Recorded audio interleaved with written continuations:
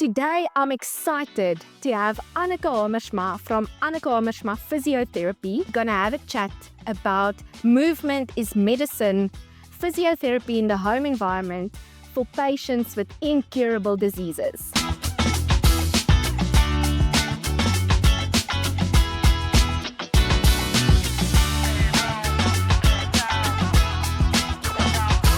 Welcome to Fill in the Blanks podcast, where we walk alongside family members, empowering them with conversations that doctors and other medical professionals are not always willing to have. Today, I'm excited to have Anneke Hamersma from Anneke Hamersma Physiotherapy, and today we're going to have a chat about movement is medicine, physiotherapy in the home environment for patients with incurable diseases. Anneke, welcome. We are so happy to have you. Good morning, Ilani, and thank you for having me. I'm very excited to be here. So just before this, Anneke and I had a chat, and she said that there's really limited information available online on what physiotherapy actually is. So Anneke, again, I think we're definitely filling in the blanks around what the need and the value of physiotherapy is. But before we get into all of that, Anneke, tell us a little bit more about yourself. Ilani, I am a wife and a mother of two, and I started my physio journey quite a while back. And I decided quickly that I want to go into a space in physiotherapy where we can help people to regain quality of life. So when people think about physiotherapy, they think about a sports injury and where they need help to recover from something and move on with their lives. But that was not my passion. So I soon realized that there's a space where you can walk a journey with someone that woke up one day and was completely fine, and the next moment their lives just changed. And that really spoke to me as a person, and it just gave me an idea of where I want to be and where I want to focus my energy in. So Anneke and I met when both of us were working in neuro-rehabilitation with spinal cord, neurological, stroke and traumatic brain injury patients. And that is where I saw Anneke's passion for working with patients, like she said, that was fine today and that went through a completely life-changing event. So Anneke, tell us a little bit about your journey working in neuro rehab, your passion for that, but then also pivoting from inpatient physiotherapy to home-based or outpatient physiotherapy. So Ilani, that is quite an interesting topic as the two differ so much. So when you look at neurorehabilitation, it's a long road ahead. It's not something that will be fixed within 2 or 3 sessions. It's not something that you just go home with and you are fine the next day. So normally with inpatient rehabilitation, it's about a 4 to 8 week process where you really have to be dedicated to work hard and to gain little goals just to be able to get out of a bed again. And that road quickly ends and you need to go home due to funding restrictions most of the time. And then you need to learn how to cope within your home environment. So most of inpatient rehab is focused on what do you do when you get home and to try to get people around you to be educated in how to assist you with that journey so that you can cope safely and you don't subsequently end up back in a hospital bed. So outpatient journeys are more orientated to what's next. Yes. What can you now achieve more and what is your potential looking like going forwards? Because your journey to heal doesn't end the day that you walk out of that hospital door. And sometimes that journey is not about getting you stronger. Yeah. It's more looking to how you live in your body and how you live in your environment and what can we do and what can the family or the caregiver do to help you to achieve small milestones that you can get back your independence as much as possible and to live the best quality of life. So I think Anneke is touching a very important thing. If we think about incurable diseases, so that language is very important to understand.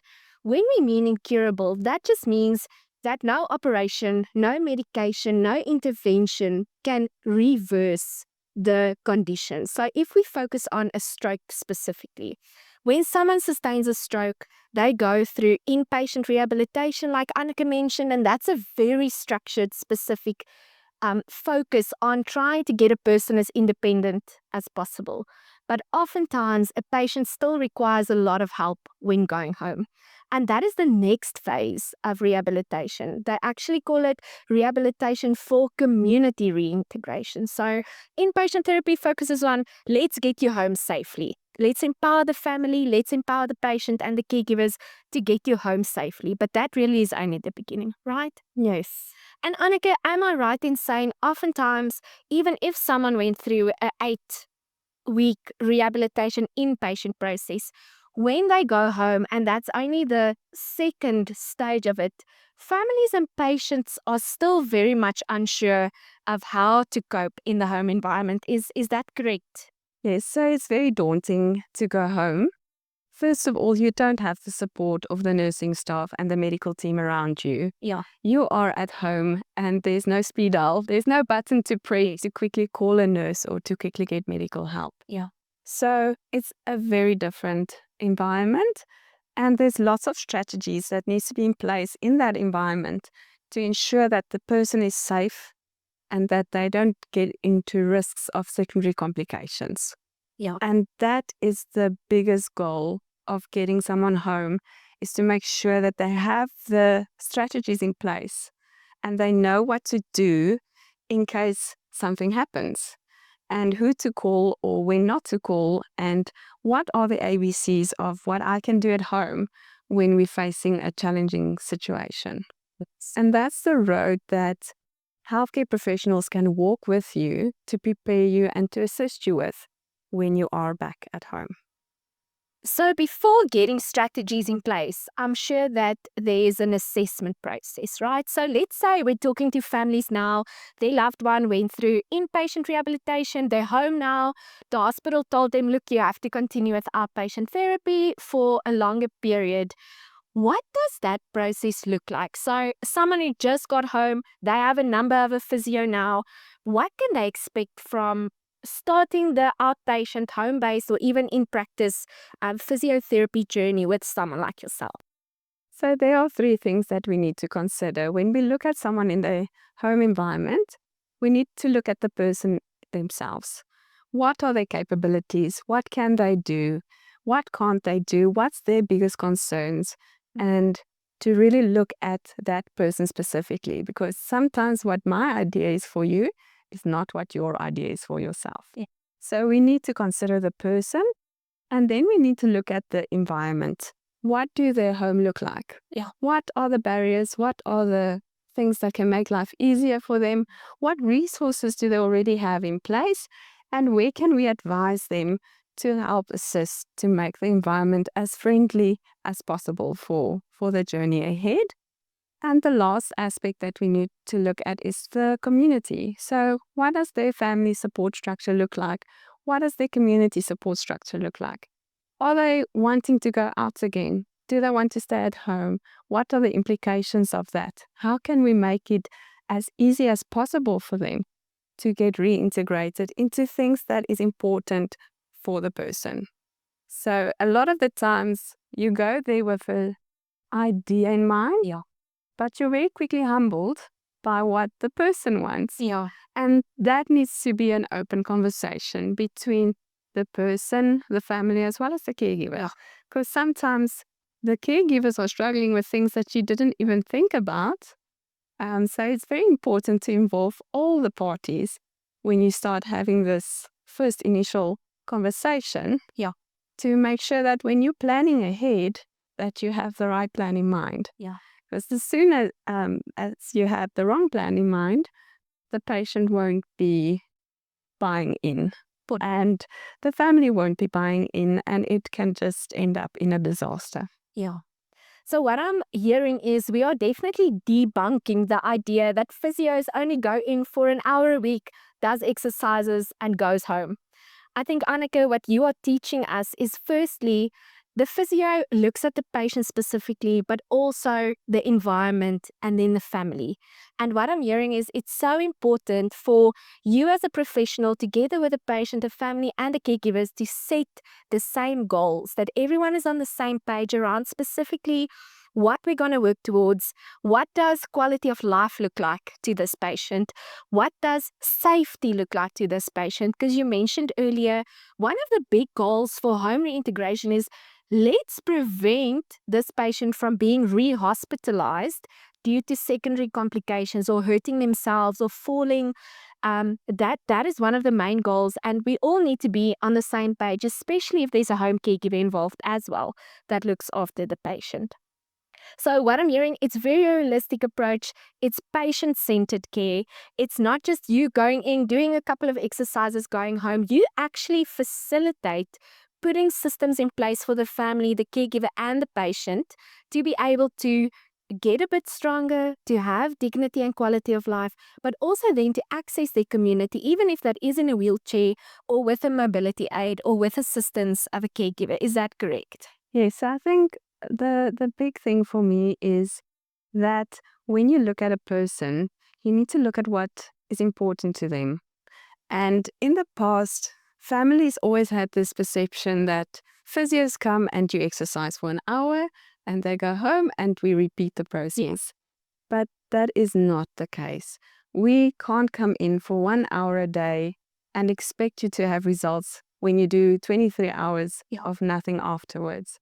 So the role of the physio in that setting is to empower the caregiver and the family. And it's not that the caregiver and family is taking over your role. Yes, they're assisting you and they're assisting the person so that at the end of the day, the whole day structure is programmed to looking at the smaller details into how you can actively get the person to get involved with their day-to-day routines. Yeah. And not just do everything for them. Yeah. So with physio, we don't just look at exercises. Yes, we do look at exercises, but we need to look at how does this person move within their environment. And even if it means that I'm just going to give you a little bit of hand, but you need to turn yourself over in a bed, that's already empowering them with something and giving them some sense of belonging back, that they can do something for themselves. Yeah. Because most of the time, these people go back home and they can't do anything that they did before. So that takes away a lot of your goal in life. It takes away your self-empowerment. And we want to give a little bit of that back to the person. So even if it's just a small goal of getting up into sitting so that they can eat their meal by themselves, that's a big step for them. Yeah. And to give them the chance to actually do it. The other thing that's important for me is that when you are at the house for the first time, it's important not to just be in bed the whole day. Yes. We all want to see what's going on outside in the world. And just to get out in a wheelchair and go to your garden might be the most important goal for you at that stage. So to listen to the person and then to work with the family and the caregivers to set up a good plan on how to implement things safely for the patient and the carer and to assist them to do things efficiently. Yes. And that promotes dignity and quality of life for that person specifically. Anneke, so when someone leaves neuro rehab after a stroke, they've gone through the inpatient process, they're now going home. What do you wish families and caregivers and patients knew about what is ahead of them, going home and integrating back at home and the therapy process at home? So I think the most important thing for me is not to call the physio when something went wrong already. Okay. So when must they call you? This is important. When must they reach out? So the biggest thing is that you can't really prepare yourself for that being back at home 24/7 while you're in a hospital. You can't envision it. It's going to look completely different to what you have in mind. So when you get home, when you are settled in the first day, you know what's going on, you know the ins and outs of your routine, call the physio, let them assist, look at the environment, see how they can make things easier for both the person as well as the family and the carer, so that you can work together as a team to prevent the falls from happening, to prevent the pressure sores from happening, to prevent the aspirations from happening. So don't call the physio when mom's already coughing. Call them beforehand to set those structures in place so that everyone knows what to look out for.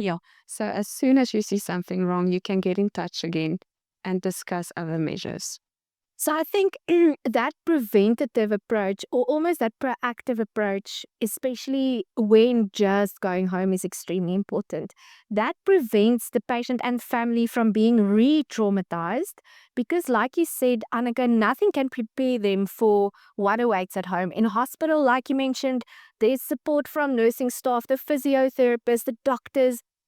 You can press a button, there's someone to call, where at home it's really the patient themselves and then their family who they needs to try and cope and figure out and make plans on how to move safely at home, on how do we now put a structure in place, how does quality of life look at home, what does my routine look like at home. And I've seen it specifically often where when patients go home, they don't start with the outpatient therapy process immediately, where they are actually re-traumatized. And by the time we start with outpatient therapy or physio goes for a home assessment, they're actually a couple of steps back than they would have been that they get the physio in place sooner and more proactively. Definitely. And I think that draws back to, it's one thing to do something in a hospital bed. It's different to do it in your own bed. If you think about someone that can't move like they did before, and you're training patients, families, and carers how to transfer them safely out of bed into a chair, that looks so different because at home, there's a bedside table in the way, or the wall is too close. Or there's a carpet in the way. So how can we use the environment and how do we set up the environment to get the maximal benefits? And I think that's where it comes in so handy to get someone on board earlier rather than later. And it also, in terms of medical expenditure, saves a lot of money if you can be proactive and you can be empowered to know what to do rather than call when something's already gone wrong. Anneke, last question. So, out of your experience, how important is it to have the support of properly trained caregivers and caregivers that are managed correctly for specifically a patient with an incurable disease like a stroke? Is that a hit or miss with regards to the patient outcome, or does it not really matter? Maybe just tell the audience your experience of, specifically the home caregivers and the value thereof, or not, in your experience. So, Ilani, I really think a good caregiver or a bad caregiver can make or break the situation.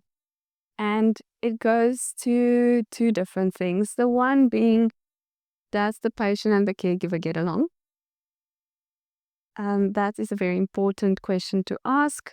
Your whole life has been changed.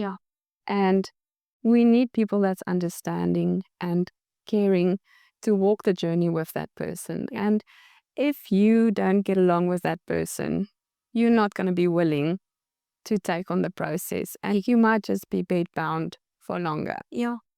And I mean, so for the caregivers themselves, it's a daunting task. And if someone's not proactive and buying in, it's really difficult to go time and time again to say that we need to do this now, and they just get a no. So that's really hard. And the other thing is the involvement of the carers. They really need, they're the hands at home. They really carry on with what's been done before. And if nothing happens at home and the carer is not actively involved, that person just regresses and loses everything that they've gained and that they've already learned on what to do. So it's really, really important to get the right carer and to have someone that's proactive and willing to walk the mile with the people with compassion, with a caring heart, And it's a difficult task, really difficult task. But if you have the perfect fit, it goes a long way. And that just helps to enable the person to be in a better mood space to want to tackle these difficulties.